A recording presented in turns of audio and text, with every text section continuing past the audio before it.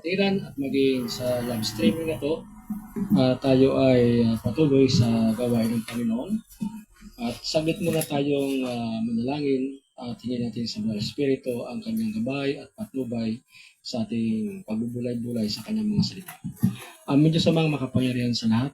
Magandang umaga po. Salamat sa iyong kabutihan, sa iyong katapatan, sa maraming bagay pong ginagawa niyo sa buhay namin. At maging sa araw na to, muli po ay aming pinagkakatiwala sa iyo ang aming buong katauhan. Bless us, I pray, help us, and give us divine inspiration. We need the unseen power of the Holy Spirit, that your word might be kept richly in our hearts and all knowledge and wisdom. Bless us, I pray, and even those who watch this live streaming preaching of your word. Sa lahat ng ito, O Diyos, sa inyo po ang kapasaluterangalan. I humbly ask all these things in the mighty name of my Lord Jesus Christ. Amen and amen. Okay. So, itutuloy natin ang ating pagtatalakay tungkol sa panahon natin ng biyaya. At ang ating pong talata ay dito po sa aklat ng Ephesians chapter 2. At ang Ephesians chapter 2 ay may mga bagay-bagay na itinuturo sa atin tungkol sa panahon ito. At dito sa chapter 2, verse 8, ang sabi rito, "For by grace are ye saved through faith, and that's not of yourselves, it is the gift of God." Yan yung nakalagay sa verse 8 ng chapter 2. At nagpapatunay ito na ang salvation of our soul is not based by our works. It is the free gift of God by His grace. At alam nyo paano nangyari na itong panahon natin ay kakaiba sa lahat ng panahon. And in chapter 3, verse 2, the same book, Ephesians chapter 3, verse 2, sabi rito ni Paul, "If ye had heard of the dispensation of the grace of God, which is given me to you ward." So napansin natin na ang ating kapatid na Pablo nang siya ay ginamit ng Lord sa Gentile world at isa doon ay ang bayan ng Episo. At ang iglesyang naroon ay kanyang naalahanan na pinagkatiwala sa kanya ng Diyos ang pribilehiyong ito na sabi rito "If we have heard of the dispensation of grace of God." So, sabi rito, "which is given me to you ward." Sa halip sa alang-alang sa inyo ay ibinigay ng Diyos ang pagkataong ito kay Paul o sa akin, sabi niya, ang panahong ito ng biyaya. So the dispensation of grace. So atin po narinig lagi ang panahon ng o dispensasyon o panahon ng biyaya. Ano ba itong panahon ito? It's a what we call distribution of ages God's given to men. Ito ay mga yugto ng panahon na binigay ng Diyos sa tao, sa istorya ng tao, sa kanyang biyaya. Now, atin na pag-aralan na ang biyaya ay nagsimula sa ating Panginoon Kristo. While during the time of Old Testament dispensation and the law of dispensation, ay bihira pong nabanggit. I think parang 2 beses lamang po ata naalala ko na ang Lumang Tipan ay nagbanggit ng salitang biyaya. While sa New Testament ay mostly talagang kumbaga napakarami nating beses matagpuan ang salitang biyaya ng Diyos. At sabi nga rito ay, "and this dispensation of grace of God." Ang tumutukoy na dispensation of grace is our present time, today. Itong ating panahon mismo ngayon. Now, ano bang mayroon sa panahon natin? Dito, sa panahon ito, ay nagbibuild ang Diyos ng kanyang kingdom. Sa panahon ng ating Panginoong Kristo, nang siya ay nagkatawang tao, ay tumatawag siya ng mga kaluluwa ng mga tao upang mag-build ng kanyang kaharian. Sabi niya kay Poncio Pilato nang tinanong, "Ikaw ba ay totoong hari ng Hudyo?" Sabi niya, "Ang kaharian ko ay wala sa lumang mundong ito. Kasi kung ang kaharian ko ay sa mundong ito, ipagtatanggol ako ng aking mga tao." Ika nga. Ngunit ang kanyang kingdom is not for this world, it is a spiritual kingdom. Now, the purpose of a spiritual kingdom is to transfer those people from the darkness from the kingdom of darkness through Satan, through to the kingdom of light in our Lord Jesus Christ, the kingdom of our Lord Jesus Christ. So, yan ang layunin kung bakit ang kaharian ng kaliwanagan ay mixed people. Ika nga ay maraming tao, pero kumbaga ang iglesia ay isa sa tatlong grupo ng tao sa mundong ito. Ano ba yung tatlong grupo ng tao? Sinners, mga makasalanan na ayaw mag-respond sa Ebanghelyo ng Lord. So consider silang grupo ng mga taong makasalanan. And yung mga tinatawag na pagan world. Okay. Sila yung mga taong namumuhay sa kasalanan. And isa pa sa tatlo, yung pangalawa ay yung mga Jewish people. So ang Jewish people consider as righteous line sapagkat sila ay sadyang inihiwalay ng Diyos sa panahon pa ni Abraham to build a nation. The Bible says even in 1 Peter chapter 2 verse 9, a peculiar people. So ang tinutukoy doon, church. So during the Old Testament times, ang Diyos ay nagtatayo rin ng kanyang church. Ang tawag ay the church and the Old Testament times. So sila yung mga righteous line. Pangatlo, ang pangatlong klase ng taong itinatayo ng Diyos sa panahon natin ngayon ay itong taong mga mixed people. Anong mixed people? Galing sa iba't ibang bansa. Galing sa iba't ibang lingwahe. At ito ay mix of Jewish people and pagans or Gentile world. Ang tawag dito ay ecclesia.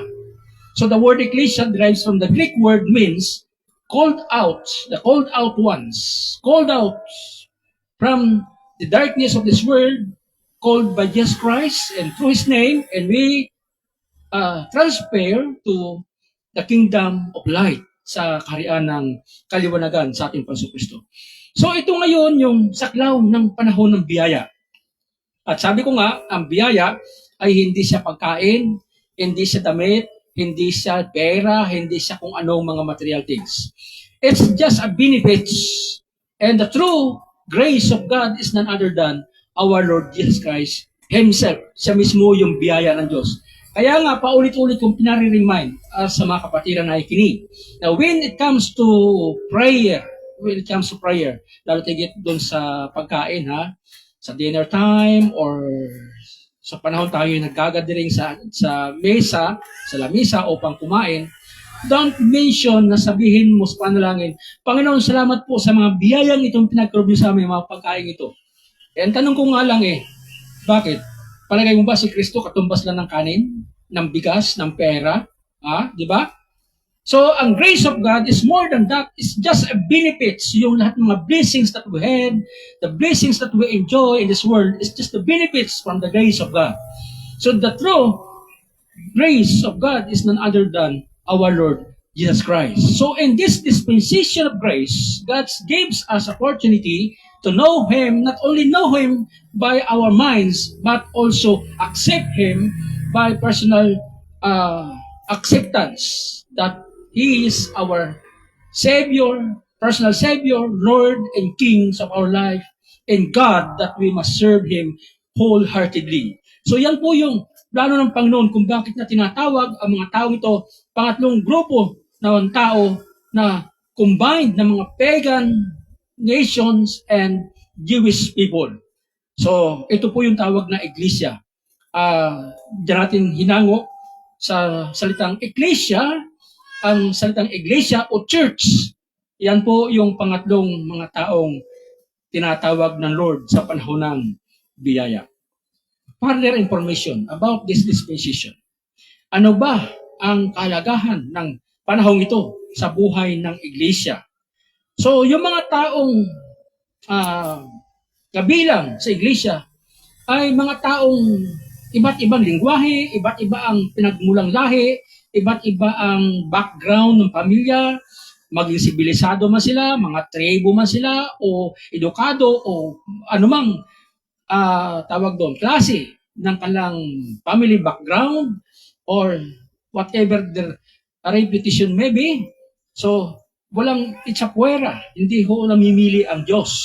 Ganito ang pagkasabi ni Paul sa 1 Corinthians chapter 3, beginning at verse 9 hanggang pababang mga talata.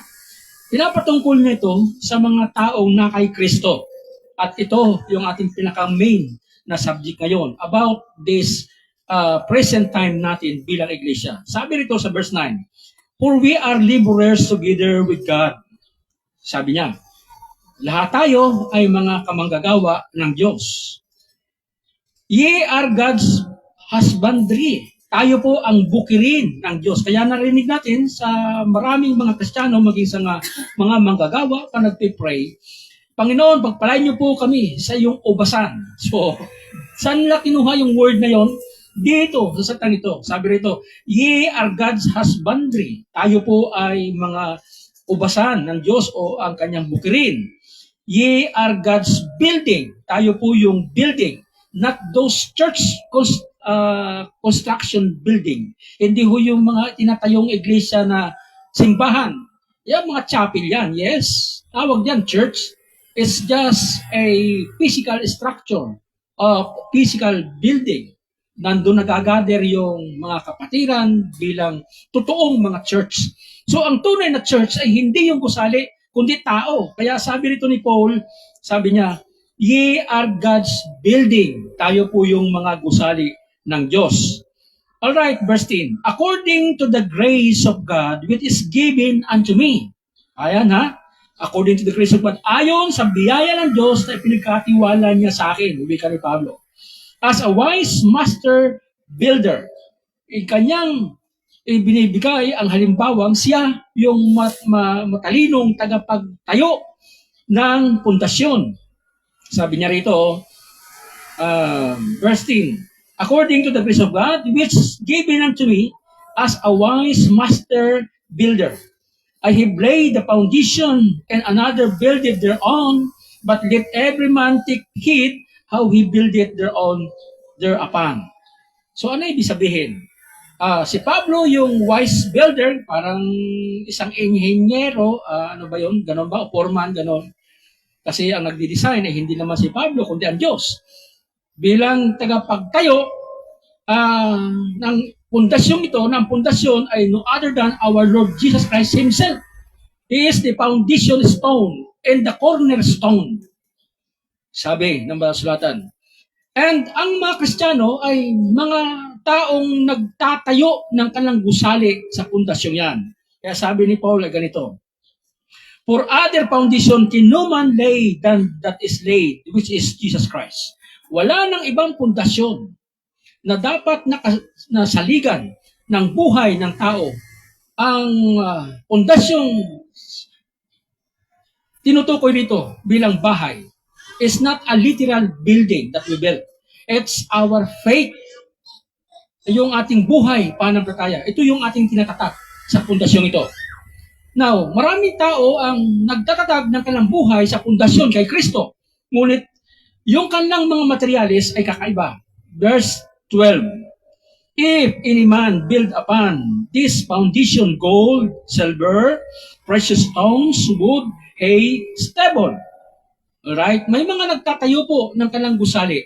Ano itong gusali? Hindi po siya literal na gusali. It's our spiritual life. Yung ating pananampalataya, itinatayo natin sa pundasyon yan. Ating itinatayo sa Panginoon Kristo. Ating inilalagay sa Panginoon Kristo. What I mean? Siyempre, pagka ikaw ay nagtatayo ng bahay, may pundasyon yan. Haligi, may pundasyon. Yung construction, lalo tigit pag concrete, may pundasyon. Ikaw ay ipapatong sa pundasyon. Ang pundasyong yon na bato ay si Kristo. Ikaw at ako ay materyales na itinatayo, inilalagay sa pundasyon na si Kristo. So anong klaseng materyales? Ano ang materyales na tutukoy dito? Our life, our spiritual life. Yung ating attitude, yung ating paglilingkod, yung ating pong klase ng buhay pananampalataya. Yan yung ating itinatayo sa pundasyon na si Kristo. So sabi rito, "Every man's work shall be made manifest, for the day shall declare it, because ye shall rebuild, it shall rebuild, by fire, and Fire shall try every man's work of what sort it is. Pagdating ng paghahatol ng Diyos, lahat ng mga nagtayo ng kalambahay o ng kalambuhay espiritual kay Kristo dadaan sa apoy. Yan. Bakit ganun? Kasi nga, may mga tao ng kalampanampataya ay kauri lang ng kahoy. Ang kahoy nasusunog. Ang dayami nasusunog. Kogo nasusunog. Ano pa? Yung mga bagay na hindi stable. So what are those materials that will be burned by fire? Isa na doon yung kasalanan. Kristiyano na daw sila. Mga manampataya kung kuno. Pero, ang buhay, hindi lubusang nagbabago. So, yung kalampundasyon ng espiritual ay parang kugon, masusunog sa apoy. So, what is this fire? Ano ba itong apoy? Talaga ba totoong apoy yan? Hindi. It's not literal, sapagkat ang apoy ay walang ibang tinutukoy kundi ang banal na espiritu. Nasa Bible ba yan na ang apoy ay ang banal na espiritu? Yes, in Isaiah chapter 4, mapapansin natin dito na sinabi mismo ng Diyos na siya ay apoy na tutupok. Saglit natin basahin sa Isaiah chapter 4. At tingnan natin kung paano nilinaw na ang Diyos, ang banal espiritu, ay inihalin tulad sa apoy. Alright.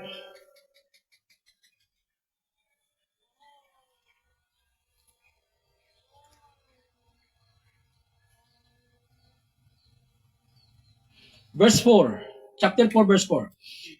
When the Lord shall have washed away the filth of the daughters of Zion, and shall have purged the blood of Jerusalem from the midst thereof, by spirit of judgment, and by the spirit of burning. Ang banal espiritu ay tumutupok ng lahat ng mga filthiness, ng lahat ng kasalanan. So, malinaw na ang apoy ay isa sa simbol ng banal na espiritu. So bilang Diyos na banal na espiritu, ay kanyang susubukin ang lahat ng pundasyon na materialis ng taong itinayo sa kay Kristo.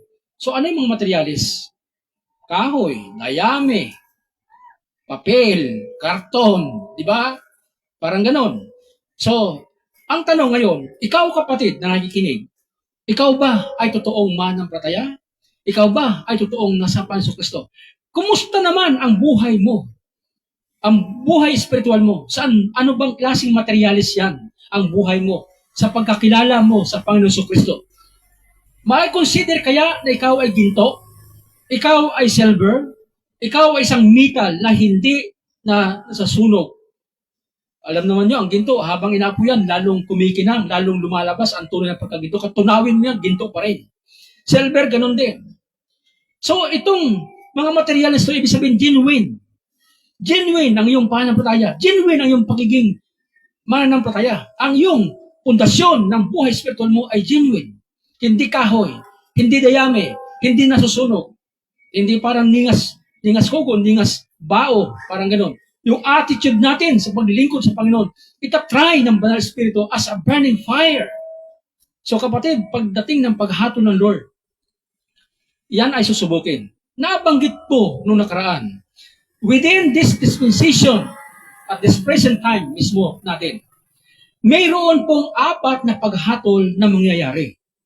At ang isa doon, nabanggit ko na, ay nangyari na. Ano yung unang pangyayaring nabanggit na paghatol sa panahon ng biyaya mula si Kristo ay isilang? Yung kanyang kamatayan sa krus ng Kalbaryo. Hinatulan ng Diyos ang mundong ito dahil sa kanyang kasalanan. At ang Paso Kristo ang umako ng judgment of sin that the world might be saved. And He gave us that hope of salvation. Sa magitan po ng ating pagpaglapit sa Paso Kristo, anong resulta ng kanyang kamatayan sa krus?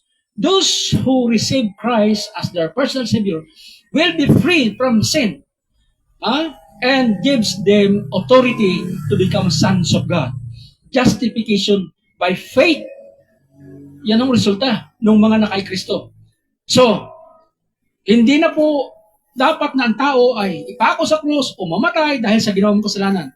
Just looking unto Jesus, the author of our faith, the finisher, author of our faith. Kung tayo po'y manampalataya sa Kanya at magsisi na ating kasalanan, we will receive salvation. Kaya, napakalaga po ng ating pagkakilala sa Panginoong Kristo, not knowing Him just by name in our mind. Knowing Him personally, accept Him as our personal Savior. So, in our life, yun po yung dapat mangyari. So, nangyari na po yung unang paghahatol. Ang pangalawang paghahatol ay hindi pa. Ano ba yon? Yun yung tinatawag na judgment seat of Christ. Itong binasa natin sa 1 Corinthians chapter 3, na nabanggit kanina sa ating nabasa, ay tumutukoy sa judgment seat of Christ. Saan panahon yan? Sa panahon mismo natin ng biyayang ito. Ang tanong, nangyari na ba yan? Hindi pa, mangyayari pa lamang. Kaya lahat na nakikinig ngayon, ikaw kapatid sa live streaming ito at maging sa naaabot ng tinig na to, kung interesado ka sa buhay mo, na ikaw ay magkaroon ng kaligtasan. Ngayon pa lang, habang ikay buhay, magkaroon ka na ng katiyakan ng iyong kaligtasan. Why not samantalahin natin ang panahong ito? Tanggapin mo ang Panginoong Kristo at simulan mo na ipundasyon ang buhay mo kay Kristo sa tamang materyales ng pananampalataya. Hindi yung kugon, kahoy, at kung ano ba na nasusunog ng apoy ng Banal Espiritu. Dapat genuine ang pundasyon mo sa buhay espiritual. Sa pagdating ng judgment of Christ, judgment seat of Christ, masusunog ng apoy sa kanyang pagsubok yung mga taong nagpundasyon kay Kristo. Ibig sabihin, susubukin yung kanilang mga attitude, yung kanilang mga resulta ng paglilingkod, anong klaseng materialis ang ginamit nila sa buhay spiritual. Yan ba ay pangluloko? Yan ba ay maling aral na materialis? Yan ba ay mga wrong attitude in serving the Lord? Yan ba ay may halong mga dayami na nasusunog sa apoy ng Banal Espiritu, mga kasalanan na ating kinabubuhay? So, what sort it is? God will bring us to the fire of the Holy Spirit to try every man's work. Sabi rito. Ayan o. Verse 13. 1 Corinthians 3:13. Every man's work shall be made manifest, and the day shall declare it, because it shall be revealed by fire. And the fire shall try every man's work of what sort it is. Ano bang klaseng materialis yung pinundasyon mo sa Panginoong Kristo, kapatid? So, yung second judgment na yan, hindi pa nangyayari, mangyayari pa lamang. Ano pa yung dalawang natitira? O edi yung sino ang matitira dito sa mundong ito after rapture, yung mapasama sa rapture, sila ang tatanggap ng judgment seat of Christ. Ano bang klaseng judgment doon? Yun ba ay judgment for punishment? No. It is judgment for awarding. I-award ng Lord. Kaya sabi rito, sa verse 14, if any man's work abide, which he hath built thereupon, he shall receive reward. He shall receive reward. Saan tumutukoy ito? Judgment seat of Christ. Kaya pag mali ang attitude mo sa paglilingkod, kapatid, walang ibang logi dyan. Ikaw. Tanong, ligtas ba? Ligtas po ba yung mga taong gano'n na nasunog ang kanilang mga resulta ng ginawa? Yes, maybe. Dahil sabi rito Okay, so yan, pagkasabi rito, if any man's work shall be burned, shall be suffer loss, but he himself shall be saved, yet so as by fire. Siya, ang kanyang sarili, ligtas. Wala nga lang crowns. Walang mga awards. Bakit? Mali ang pundasyon Alright, ang pundasyon niya si Kristo. Doon siya nakapatong kay Kristo. Pero yung materialis ang ginamit sa paglilingkod, ano yung materialis? Yung kanyang klase ng mga trabaho, yung kanyang mga attitude, yung kanyang sistema ng paglilingkod, wala. Hindi genuine. Bakit nasusunog? Kasi hindi genuine Kahoy Marupok. Hindi solido. Hindi siya genuine. Pero, Kristiyano. So, ibig sabihin, ligtas din pala. Ligtas, sabi ng Bible Kaya lang, wala siyang award. Wala siyang mga gantimpala. Kawawa naman pala. Kawawa talaga. Imagine, ilang taon ka naglingkod sa Lord? 10 years, 20 years, 30 years. Tapos, baliwala lang pala, nasunog lang pala sa apoy ng Banal na Espiritu. Yes. Yan talaga. Ganun talaga. Sinabi ng Bible Diba? Every man's work shall be burned, shall be suffer loss. But he himself shall be saved, yet so as by fire. The fire of the Holy Spirit will try every man's work, what sort it is. Anong klase bang pundasyon ng iyong buhay spiritual sa Panginoon? May mga naglilingkod sa Lord, gaya-gaya lang. Kapatid, mag-isip pa ngayon.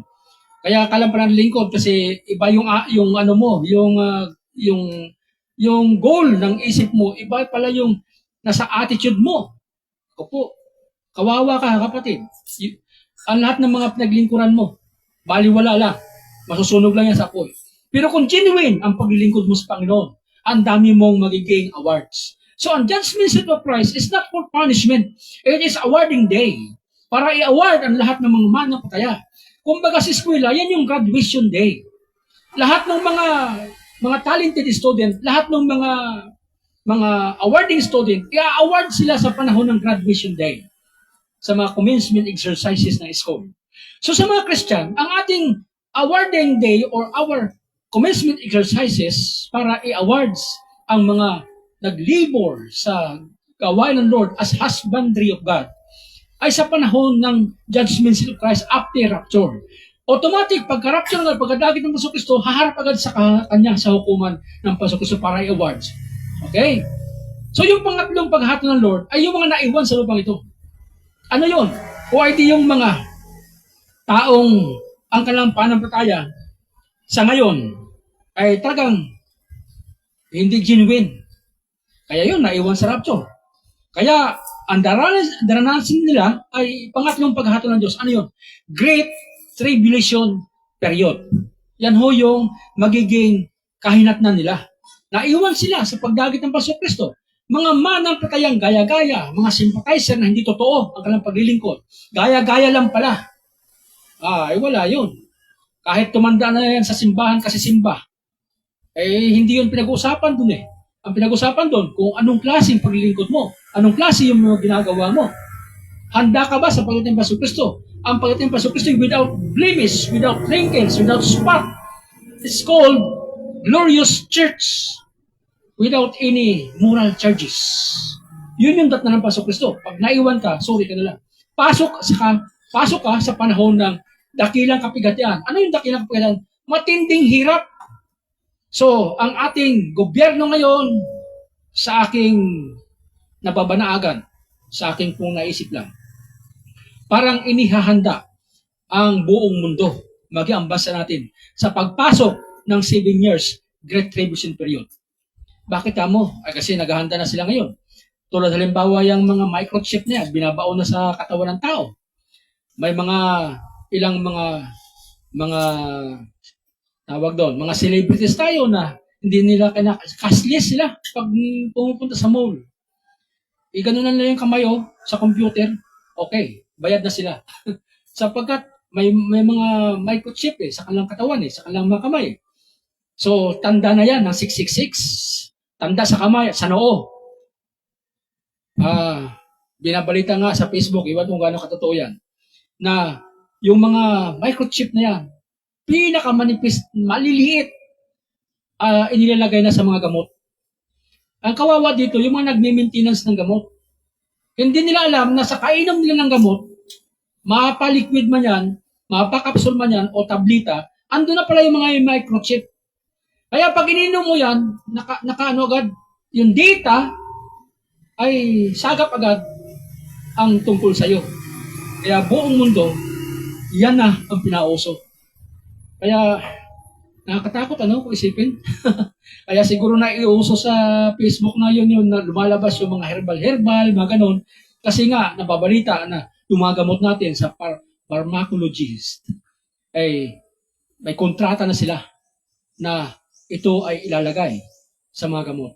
Well, then, gaano kalito yan? I don't know. Pero sa nakikita ko, ay malapit-lapit na mangyayari yan.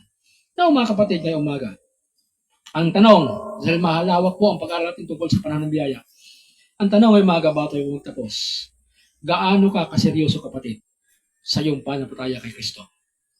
Gaano ka kaseryoso sa iyong pagtatayo ng buhay spiritual mo sa Panginoon Kristo? Ako, parang si Pablo din, wise master builder.